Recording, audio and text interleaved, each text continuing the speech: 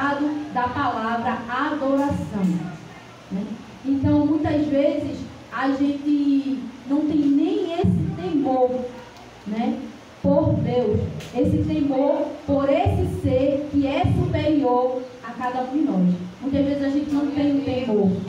Muitas vezes a gente só é cristão aqui dentro.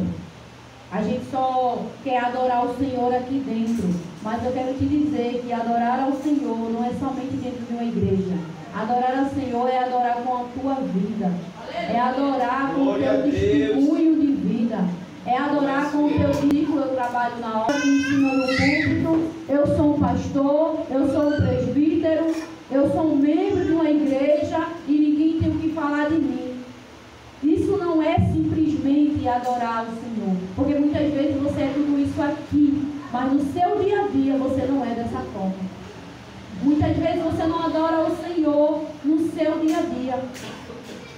Então eu quero te dizer que adorar ao Senhor vai além de glorificar, além de dar aleluia, além de falar uma língua estranha, vai muito além. Você tem que ter temor, você tem que respeitar aquele que te criou. Você tem que saber, entender que você está abaixo e ele está acima. Porque hoje em dia as pessoas não estão vendo dessa forma. Não estão vendo Deus, não estão vendo Jesus Cristo dessa forma. As pessoas hoje em dia, elas se acham superior até mesmo a Deus, né? Se você for ver aí na internet, você fica horrorizado com as palavras e as coisas que você escuta na internet, né? A gente deve nem dar crédito para isso, porque às vezes a gente fica até um pouquinho de raiva quando vê essas coisas. Mas muitas vezes as pessoas se acham superior. E porque tem um dom de pregar, aí acha que já sabe tudo. Porque tem um dom de louvar, aí acha que não precisa de Deus mais para nada. Mas foi Ele quem te deu o dom. Foi Ele, o teu Criador, que te deu o dom. E se Ele quiser tirar, Ele tira. Porque Ele tira o dom se Ele quiser, né? Ele te deu, mas Ele pode tirar. Ele abate aquele que se acha soberbo, que se acha maior do que ele, que se acha maior do que as pessoas. Então, adorar a Deus, eu vou dar um exemplo aqui de Paulo. Paulo, ele até preguei sobre isso aqui um dia desse. Paulo, ele colocou três bases. Três bases para um evangelho, né? A fé, a esperança e o amor. Paulo, ele colocou essas três bases. Três coisas que um cristão ele deve ter. São três coisas. A fé, o cristão ele tem que ter fé. Ele tem que ter fé em Deus, tem que ter fé naquele que o criou. Ele tem que crer, mas não basta somente crer. Não basta somente ter fé, né? Ele tem que ter a esperança, né? A esperança é que Jesus ele vai voltar. A esperança é que Jesus disse que ele iria, mas ele iria preparar lugar e que ele iria voltar. Então o cristão ele tem que ter essa esperança, a esperança em Jesus Cristo. Mas o principal, Paulo disse que o principal era o amor.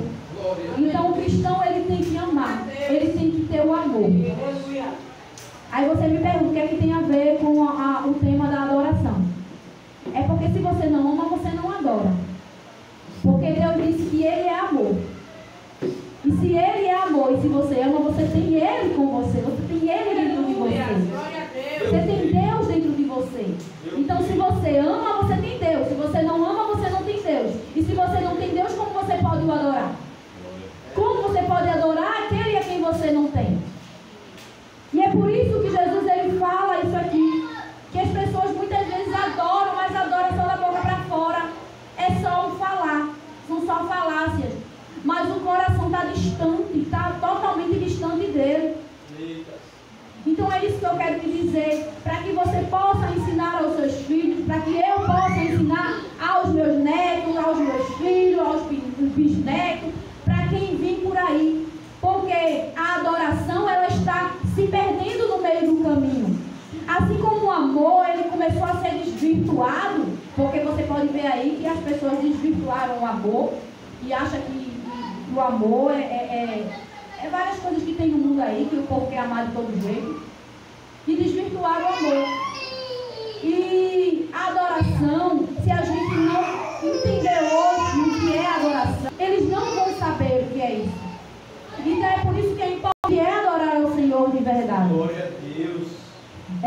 Coríntios, em Romanos, no caso 12, Paulo ele fala do culto racional, né? Que nós devemos prestar culto ao Senhor, né? E aí Paulo ele começa a falar desse culto racional. Então a gente tem que cultuar a Deus com o nosso entendimento. Aleluia. Né? Nós temos que cultuar a Deus com o nosso coração, com todo o nosso coração. Jesus ele foi levado ao deserto. Jesus ele passou 40 dias, 40 noites jejuando. E ao fim desse jejum, ao fim desses 40 dias, o Satanás ele veio tentar Jesus. E uma das falas de Satanás foi pedir para que Jesus o adorasse, para que Jesus se prostrasse e o adorasse. E aí eu comecei a pensar, Satanás ele veio do céu, né? Ele já foi do céu. E ele sabe como é a verdadeira adoração. E aí, os anjos, eles adoram o Senhor, eles adoram se prostrando ao Senhor. E por isso ele disse, se prostra diante de mim e me adora. E tudo isso eu te dou. E Jesus, mesmo com suas poucas forças humanas, né? Porque espiritual, ele tinha aquela força espiritual, mas porém a humana, ele estava fragilizado, vamos dizer assim, não fraco, mas fragilizado, porque Jesus ele passou 40 dias ali com fome e também sendo tentado. Né? Porque a palavra do Senhor diz que ele passou aqueles 40 dias sendo tentado. Porém, a palavra do Senhor ela fala dessa tentação assim já final. Mas ele passou os 40 dias sendo tentado. E com fome, Jesus ele já estava no seu limite como ser humano. Ali já era o limite de Jesus. E Satanás se aproveitou disso, oferecendo pão. Satanás se aproveitou disso, pedindo para que Jesus se prostrasse, dizendo que daria tudo a Jesus. Mas Jesus, mesmo fragilizado, Jesus disse, olha, para trás de mim, porque somente a Deus adorarás e somente a Ele prestarás culto. Então, somente a Deus que devemos adorar. Somente ao Senhor que devemos prestar culto. E muitas vezes deixamos de adorar ao Senhor para adorar o dinheiro. Muitas vezes deixamos de adorar o Senhor para adorar o filho, para adorar o pai, para adorar o marido. Aí você diz, não, eu não adoro o meu marido, eu não adoro o meu filho. Mas muitas vezes você venera tanto o seu filho, venera tanto o seu marido, vive tanto para ele e esquece de Deus. Isso é uma adoração. Você está deixando de adorar quem verdadeiramente merece a tua adoração. Para adorar alguém que Deus também criou e que te deu. Então, se Ele te deu, Ele cuida de ti, Ele cuida dos teus também. A adoração, ela só é para Deus. É só Ele quem é digno de toda adoração. E também encontramos aqui uma outra passagem que quando Jesus ele se encontra com a mulher samaritana. Se eu não me engano, que tem João 4, 19, se eu não me engano. Vejam aí para você. Ele tem um encontro com a mulher samaritana. E nesse encontro, ela faz uma pergunta para Jesus. Ela pergunta, olha Jesus, os meus pais, ou seja, os antepassados dela, adoram no monte, mas os judeus adoram no templo. Aí ela faz essa pergunta a Jesus, onde é que deve ser adorado, onde é que deve ser adorado, onde é que Deus deve ser adorado verdadeiramente. E Jesus ele diz assim a ela, alguém achou aí? Os meus adoradores. Pode ler, por favor. Disse-lhe a mulher, Senhor, vejo que és profeta. Nossos pais adoraram neste monte, e vós dizes que em Jerusalém o lugar onde se deve adorar. Disse-lhe Jesus, mulher, crê-me que a hora vem, em que nem neste monte, nem em Jerusalém adorareis ao Pai. E Jesus ali, ele estava dizendo assim, olha, eu estou aqui. Ele estava dizendo para essa mulher, esse negócio de monte, esse negócio de templo, ficou no passado. Não que não devemos adorar no templo e não que não devemos adorar o Senhor no monte. Mas o que é que Jesus quis dizer? Que nós podemos adorar a Ele em qualquer lugar. E que Ele estava ali diante dela. Olha, o templo está aqui. Eu sou o templo. Jesus disse assim a ela: eu sou o templo. Estou aqui diante de Deus. Tu podes me adorar agora se tu quiseres. Jesus estava querendo dizer isso para ela. Jesus meio que deu uma mudada no que era a tradição, tanto dos samaritanos como dos judeus. Meio que Jesus deu essa mudada. Por quê? Porque os judeus, né, eles adoravam a Deus pelo o Cristo que iria vir, ou seja, pelo Messias que ainda ia vir, né? E depois que Jesus veio, aí meio que isso foi mudado, porque hoje nós adoramos ao Senhor pela sua morte lá na cruz. Nós adoramos ao Senhor pela sua ressurreição. Aleluia. Nós adoramos ao Senhor porque Ele irá voltar para nos Glória a Deus. Aleluia. por essa promessa. Então nós adoramos a Jesus Cristo de uma forma agora diferente. E Jesus, Ele fala também, acho que eu marquei aqui, deixa eu ver. Em João 2, João 2, 19. João 2, 19 até o 21. Quando Jesus fala que Ele, quem puder ler, pode ler, que ele é o templo, né? Que aquele templo ele se... Jesus respondeu e disse: derribai este templo, e em 3 dias o levantarei.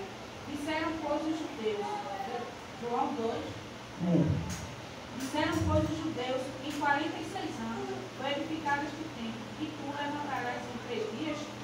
Mas ele falava do templo do seu povo. Exatamente. O que Jesus estava querendo dizer àquela mulher samaritana: eu sou o templo. Glória a Deus. Eu sou o templo. Aleluia. É diante de mim que você deve adorar.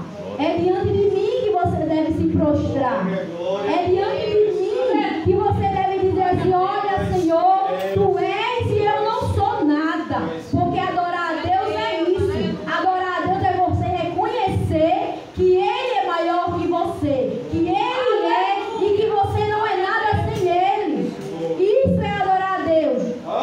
E muitas vezes quando estamos orando, muitas vezes nós não oramos dessa forma, porque nós podemos a palavra, nós podemos adorar a Deus através de um gesto de louvor, nós podemos adorar a Deus através do louvor, mas muitas vezes nós nos orgulhamos de nós mesmos, né?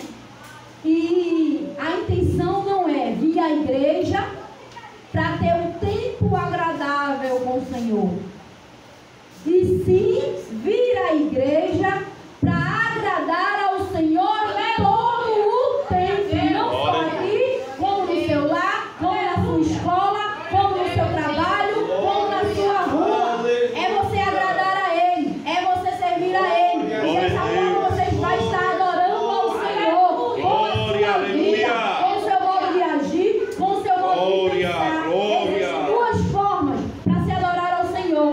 A gente pode vir e adorar ao Senhor com o nosso gesto, com o nosso louvor, com a nossa glorificação, com a palavra do Senhor, mas também tem uma outra maneira, e essa é a mais importante: é adorar o Senhor com a nossa vida, com a nossa maneira de viver, é servindo ao nosso irmão, é perdoando aqueles que nos ofendem, é amando ao nosso inimigo. Nós vamos estar adorando ao Senhor, porque nós vamos estar fazendo a vontade dele. Aleluia. Então ame. O amor, ele é o principal, ele é a base do Evangelho. Se você ama, você consegue fazer todas as outras coisas que Jesus ele tem falado. Você consegue andar, você consegue fazer o que fez, você consegue andar como ele andou. Se você amar, tem que amar. Tem que amar, mas não tem que ser um amor falso, não tem que ser um amor fingido, tem que ser um amor verdadeiro. Então Jesus ele está aqui nesta noite, procurando todo aquele que querem o adorar em espírito e em verdade. Jesus está procurando aqueles que querem adorar Ele com verdade. Jesus não quer aqueles que o adorem com falsidade, aqueles que o adorem só da boca para fora, aqueles que aqui na igreja estão aqui glorificando, mas quando chega em casa, eu não quero mais fazer isso não. E aí começa a reclamar, começa a murmurar, começa a brigar com um, a brigar com o outro, e é contenda para um lado, e é contenda para o outro, começa a falar mal do irmão. Jesus não quer isso não. Jesus quer aquele que o adore em todo o tempo, faça a sua vontade, ame o seu irmão. Se ele está precisando de uma ajuda, se ele está precisando de você, dê a mão, levante o seu irmão. Irmã Paula, mas eu já ajudei,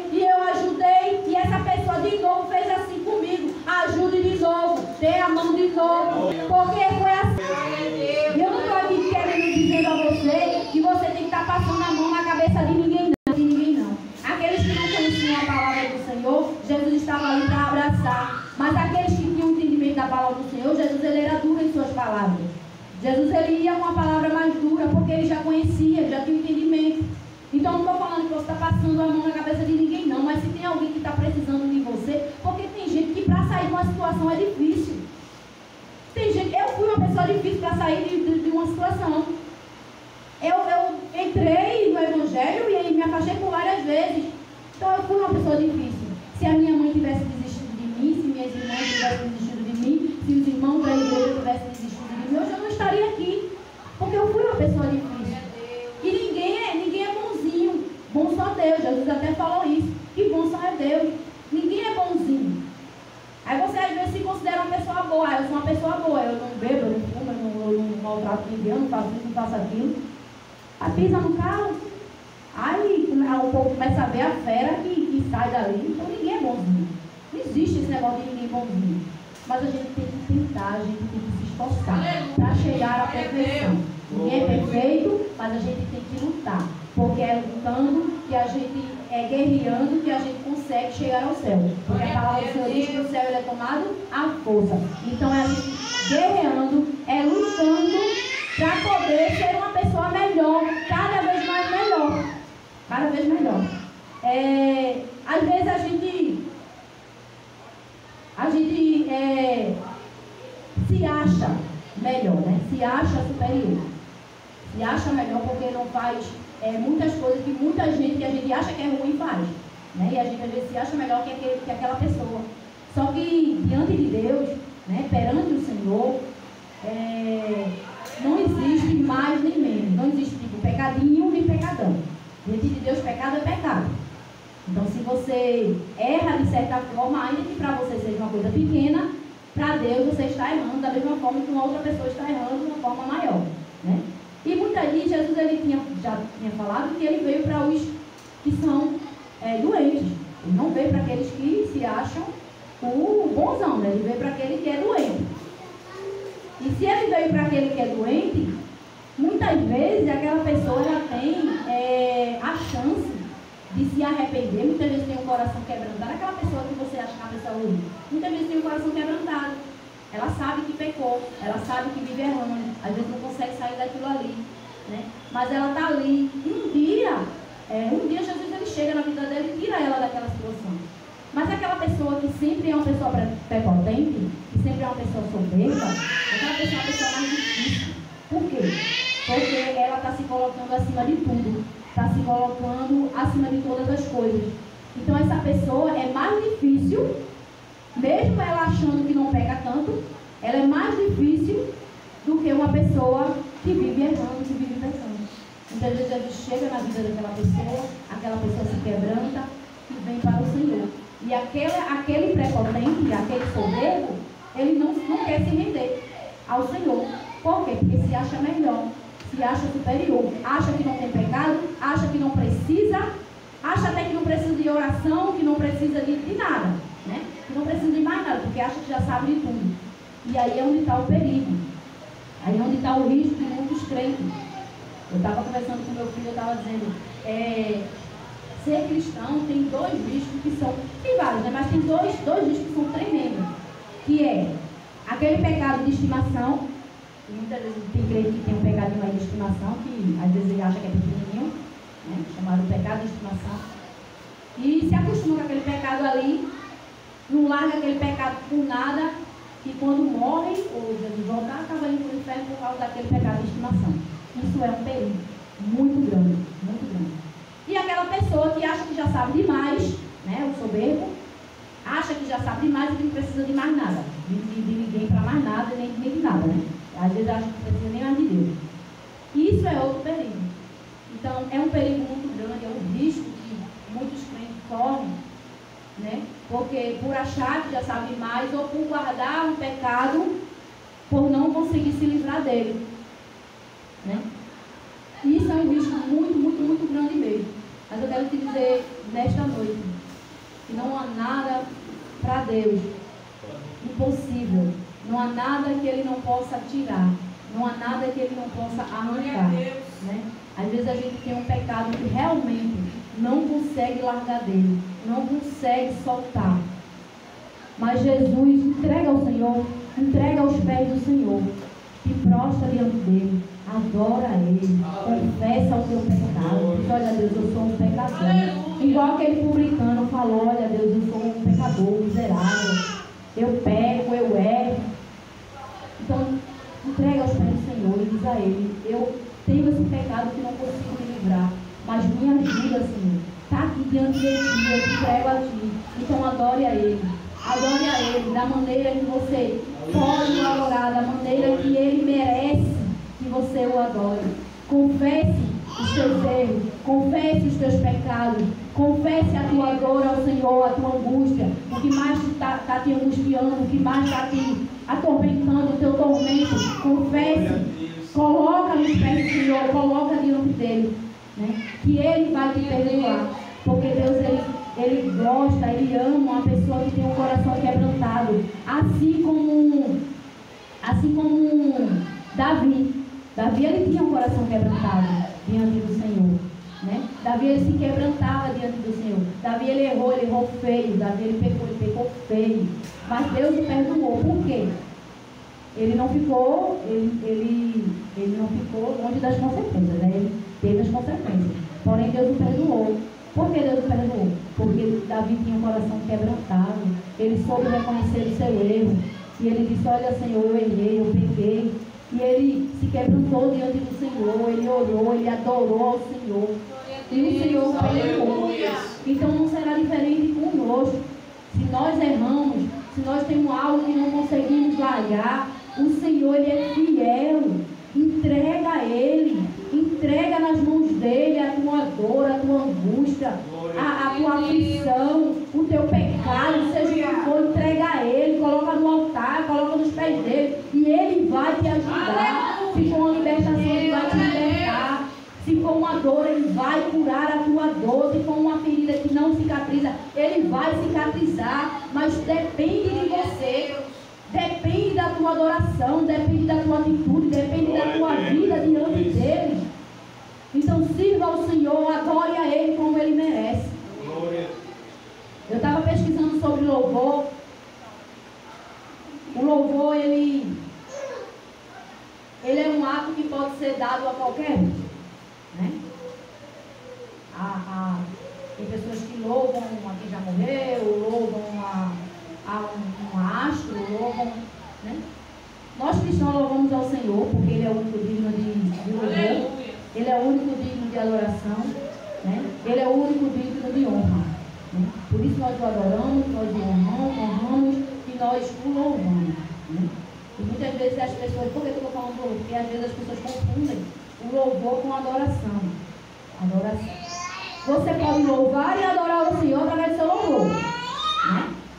Mas o louvor pode ser dado de qualquer jeito, a qualquer coisa, dependendo da pessoa que está ali fazendo aquele ato, né?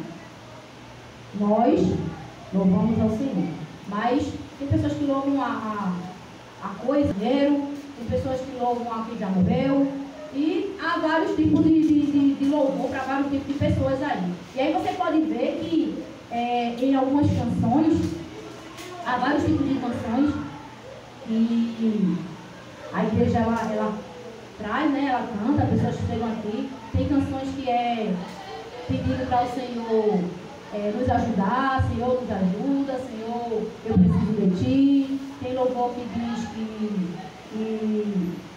o Senhor Ele é grande, que o Senhor Ele é fiel. Então, assim, esses louvores que exaltam o nome do Senhor são louvores de adoração ao Senhor, amém? Louvores que exaltam ao Senhor são louvores de adoração ao Senhor. Louvores que falam sobre nós não são louvores de adoração ao Senhor. Porém, é válido. Nós vemos em Salmos vários tipos de louvores, né?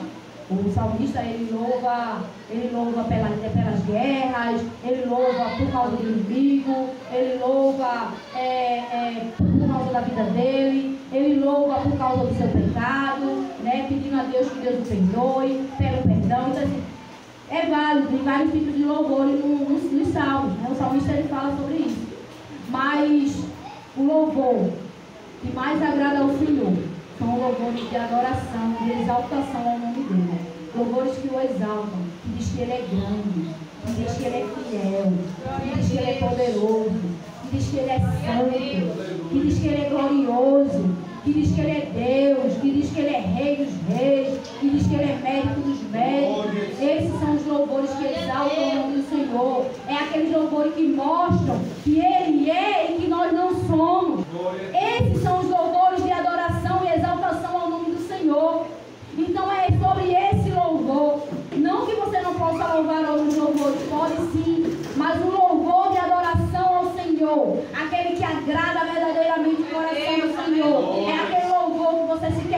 força. E de Deus eu não sou nada, mas tu és.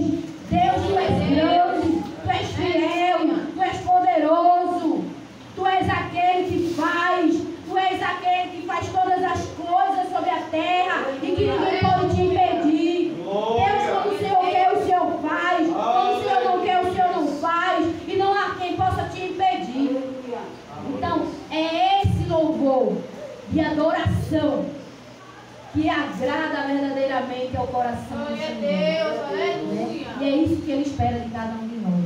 Que você reconheça que Ele é o Criador e que você é apenas a criatura do Senhor. E que sem Ele você não é nada.